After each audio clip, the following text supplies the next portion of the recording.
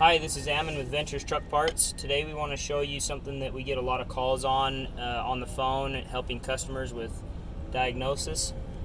A lot of people will have clanking and banging going on, especially when they put four-wheel drive, when they select their four-wheel drive in their pickups. Really common problem with these trucks, if they're not maintained properly, is the outer axle shaft. So this short stub shaft from the U-joint through the wheel hub has a bearing surface machined on the shaft, and there's a bearing inside the hub assembly that this shaft is centered inside of, and if that dries up from grease being bad, or if the vacuum seal that's pressed on the outer shaft fails and allows water, grit, and debris and stuff to get in between the bearing and the shaft, this is what happens. So if you take a pry bar,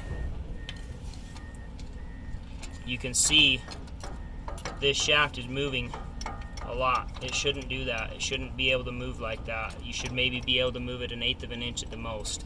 So this one's really bad, and you can see on the yoke ears of the shaft and the U-joint cap how this is ground down some. That's from the shaft in four-wheel drive rotating and contacting the lower ball joint nut here. Every time you hit a bump, the shaft's going to lift up and then drop back down on that nut, and you're going to feel it inside the cab. When the outer axle shaft bearing fails, and as bad as this one is, and it moves that far, it puts a lot of vertical force on the internals of the locking hub. The splined end of the shaft runs through the center of the wheel hub out to this point. And if your axle shaft is drooping at the U-joint, it's going to put a ton of vertical pressure on the inside of your locking hub. So to check it, this ring sits here. You need to pinch those two standoffs together. Remove that out of the way. And pull your locking hub out. And you can see that the internals of this locking hub are all broken up. You can see all the parts are just falling out of this locking hub. There's all these metal pieces in the bottom that are all broken. Now, if you look real close at this,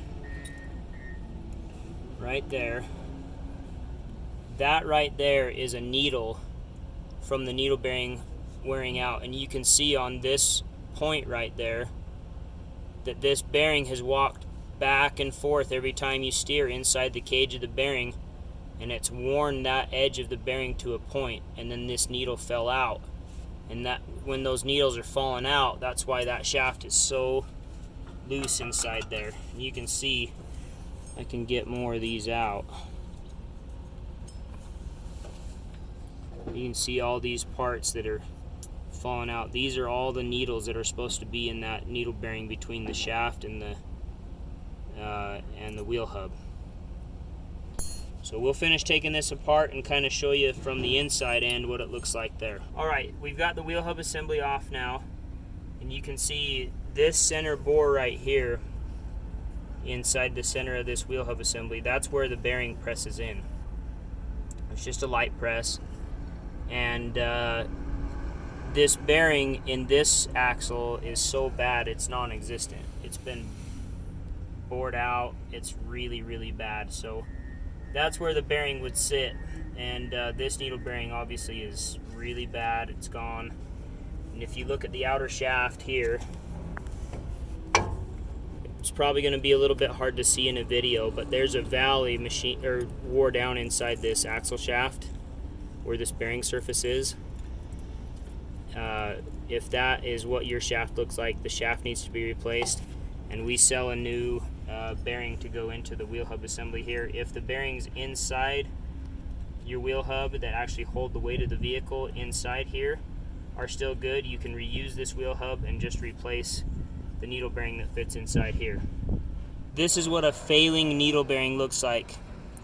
So we took apart the opposite side that we were working on before, and if you can see in there, see if I can dig one of these out.